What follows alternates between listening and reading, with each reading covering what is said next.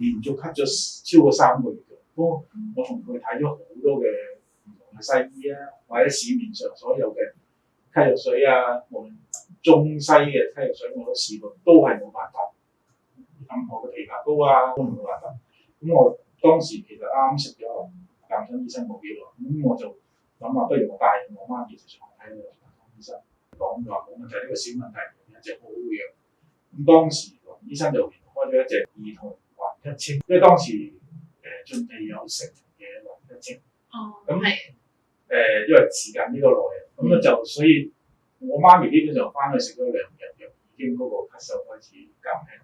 大概係食咗1個星期到，開始已經冇出現咳嗽。環吉清係非常之好嘅，所以我感覺即係林醫生真係一個神醫。